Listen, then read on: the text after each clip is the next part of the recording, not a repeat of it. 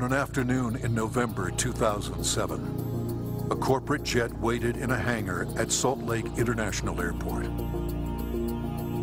Its 4 passengers, scientists and executives from a global pharmaceutical company, were locked in negotiations with 3 men in a nearby building. They started getting on the phone about noon back east, and they kept doing that, and about 2 o'clock they walked in the room and said, okay, we're convinced you've got something here, and it's significant enough that we will write you a check big enough that you won't want to talk to anybody else. We said, we'll call you tomorrow. And we immediately adjourned into our conference room again to discuss the offer that they'd put on the table. How these men came together and the decision they made that day is the story of Asea's Genesis.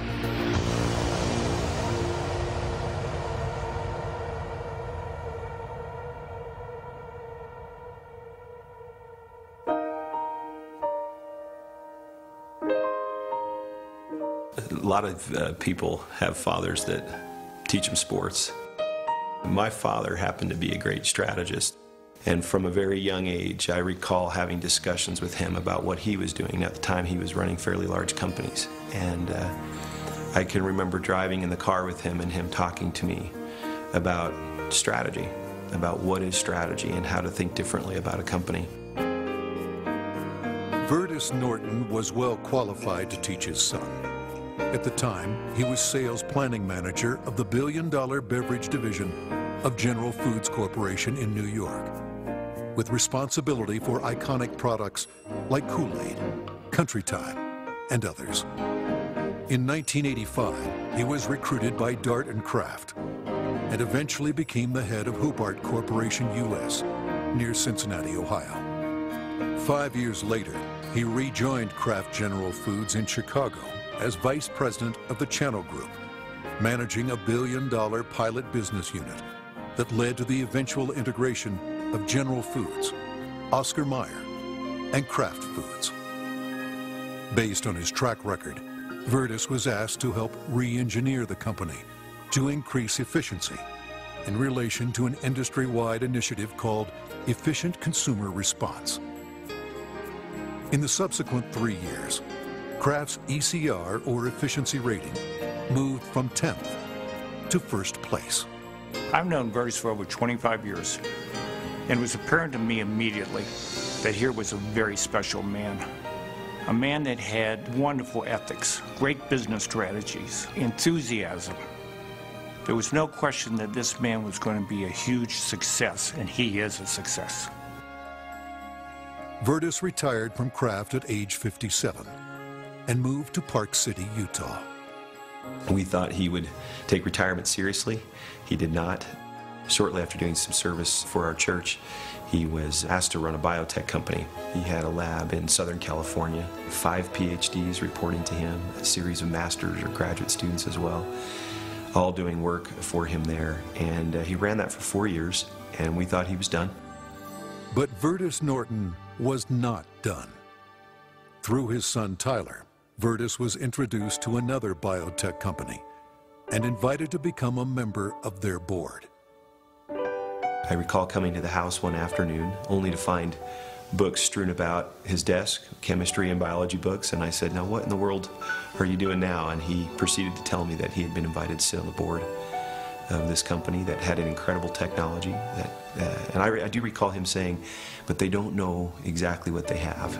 And that's an invitation to my dad. He's going to figure it out. He's a puzzler. I was intrigued until they told me it was made from salt water. And I told them, this doesn't sound right, and you're going to have to convince me it's real.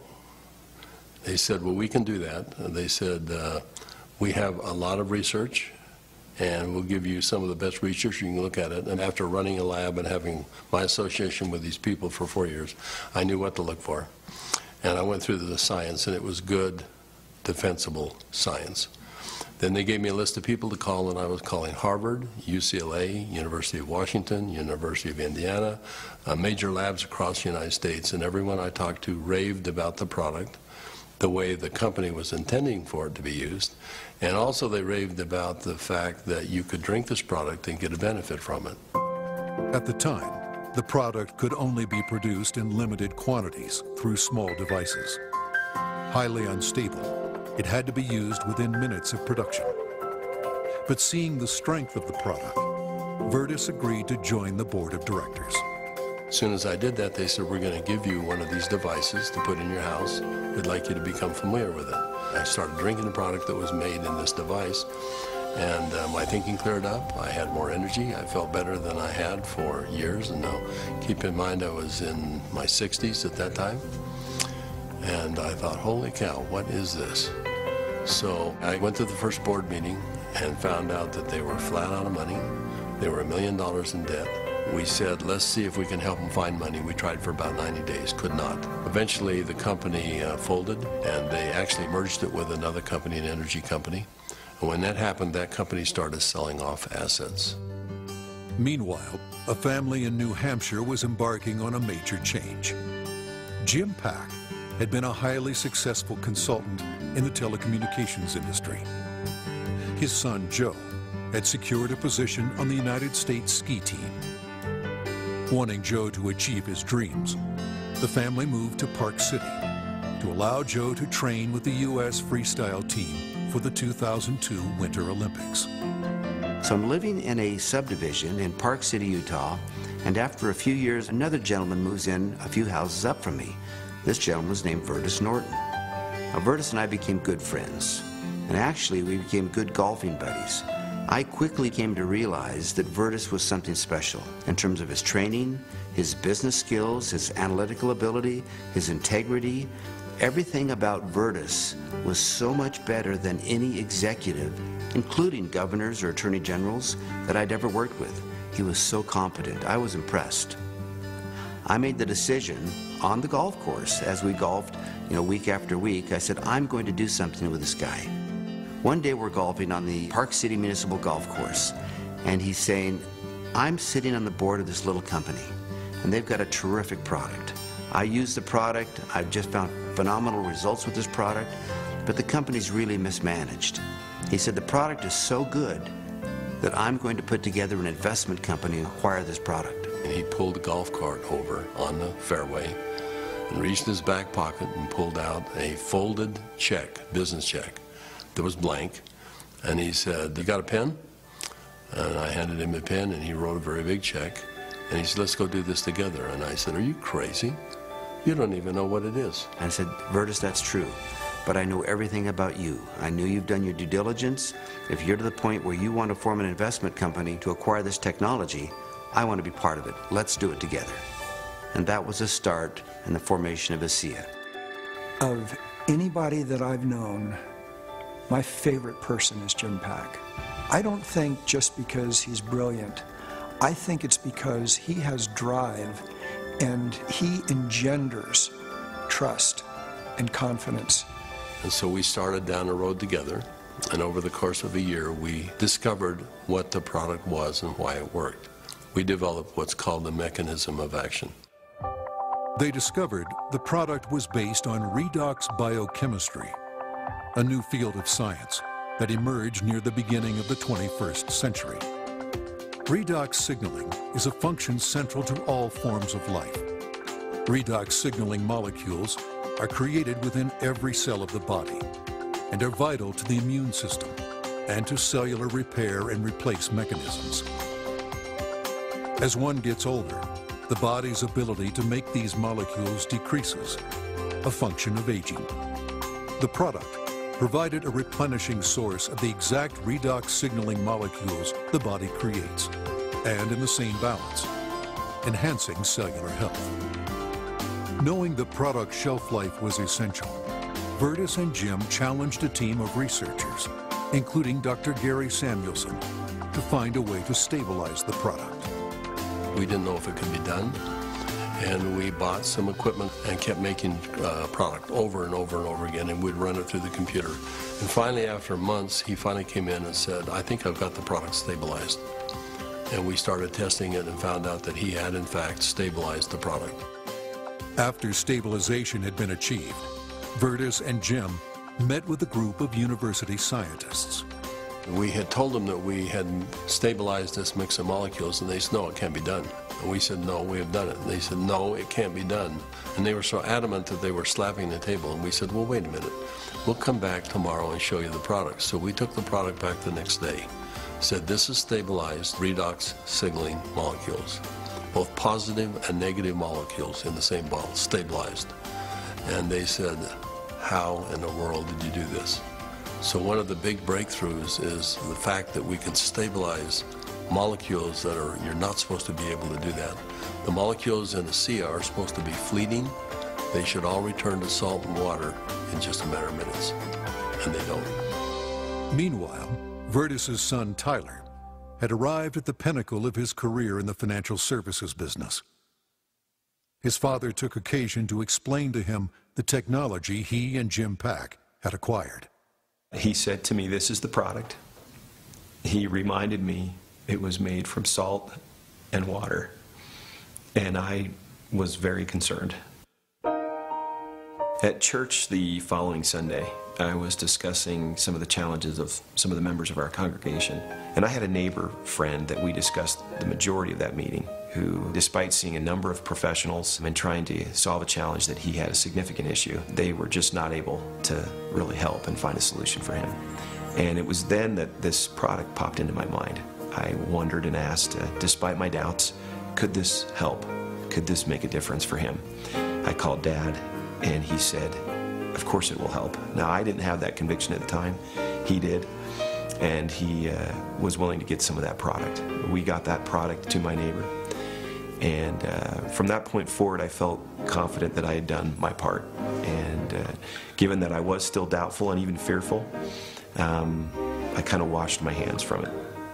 I think it was 3 months later when I received a phone call from the leader of our church, and he said, are you sitting down? And I said, don't start a call like that. What's wrong? And he said, this is good news. Are you sitting down? He proceeded then to tell me that he had just received some very good news, that my neighbor, whom we had given this product to months earlier, had received word that he was in fact improving and had improved a great deal. Of course, the question going through my mind was, well, did he drink this stuff? And that was what my church leader told me. He says, that's why I'm calling. He drank all of it, and he's confident that it's had a huge effect on his situation. I called my neighbor, and I needed for him to tell me what he had experienced. And he was quiet for a minute, as I recall, and said, do you have any idea what I think this has done for me and for my family? He began to tell me things that I've now heard multiple times over from people across all of North America, and how this product helped him and made a difference for his family. Frankly, this was a problem for me. This became a problem for me. It was my first indication that this could be real, this could be meaningful. By this point, Jim and my father had made a significant commitment to this product. They were moving forward. And I started to question kind of what I was doing, and feeling a need to get this product out to the world, watching the impact it was having. And I ultimately resigned in May of 2010 from a significant job, the job I'd spent the better part of 17 years getting to. And it was born of this sense and feeling that this product needed to be given to the world. I've known Tyler Norton for now over 20 years. He is a person who demonstrates integrity in all aspects of his business. He is able to motivate people to do things that are even beyond what they think they can do. You know, this came full circle for me about a few months ago. I happened to be out walking, and I looked ahead and saw a family coming towards me on the street. And as they got closer, I realized it was my neighbor that had been benefited by Asea. And I happened to be on the phone, and so we weren't able to talk. I kind of waved as we acknowledged each other, and he reached in his back pocket and pulled out a sport pouch of Asea, and then kind of subtly bumped his heart. And we didn't say anything, but I understood completely. It brought home the whole purpose of what we're doing. Now that the product was stabilized, Vertus and Jim began studying distribution models, retail, direct sales, internet, and network marketing. But first, they had a question. We actually wondered if people would drink a product that didn't taste very good, even if there was a perceived health benefit. And we said, let's find out. So we decided to find 40 people and create kind of a focus group, and we started giving it to them. We did that for about 2 months, and we said, let's go out and find out where we are with these 40 people.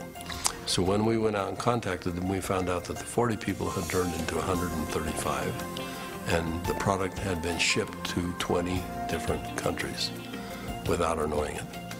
And we said, well, we've got the answer we wanted. People will, I think, buy this product. When they determine that there is a perceived health benefit, they'll buy it. But in the meantime, we had contacted a friend, someone that Jim Pack knew and we had played golf with. And he was running a very big pharmaceutical company in New Jersey, about $10, $11 billion. And he finally agreed to send a group of people out and spend some time with us and see what we had come up with. So 4 people flew out on a plane, and we met in the conference room we had on the west side of the city for the better part of a day. We spread all of the research that we had out on the table. And these gentlemen asked all the right questions. They thoroughly went through all of the science that we had, and as they do that, they'd call back to their headquarters and ask questions. About 2 o'clock in the afternoon, they came to us, and they said, we think you've got something really special here. We're going to write you a check that is large enough that you don't want to talk to anyone else. But there's a catch. And I said, what's the catch? And they said, you've got to shut it down. And I said, shut what down? And they said, you've got 135 people on this product right now, shut it down. People have problems all the time, and they deal with them as best they can. You're going to have to walk away. And that kind of took us back a little bit. In fact, I said, that seems a little harsh to me. And they said, you want to work with us, you walk away. We said, well, we'll let you know. So we ushered them out of the building, and we huddled around the conference table. We came to realize that this had changed for us from a business play to something very important. This was a cause. This was a responsibility. We'd seen too many people helped by this product. We realized that the only option before us was network marketing. And in that conference room on that day, we made that decision to form a network marketing company. Asea LLC opened its doors for business in July 2009 with just a handful of independent associates. Today, there are tens of thousands, and their ranks are growing exponentially every month. In 2012, the company announced its entry into Europe, the first of many international steps to come.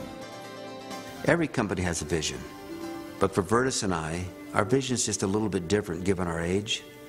This is not about making $1 million. This is about changing 1 million lives. One of my fondest memories is of a Meet Asea meeting that we held in Lexington, Kentucky. We had a huge group of people that came, very impressive group, and a lot of people coming up talking about what Asea had done for them personally.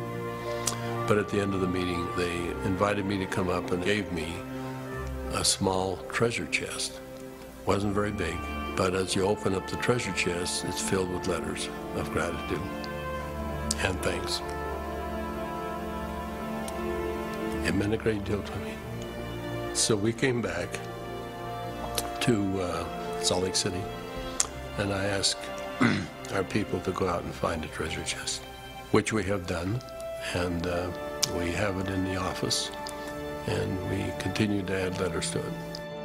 I have the privilege of going around the country and talking to people about this product.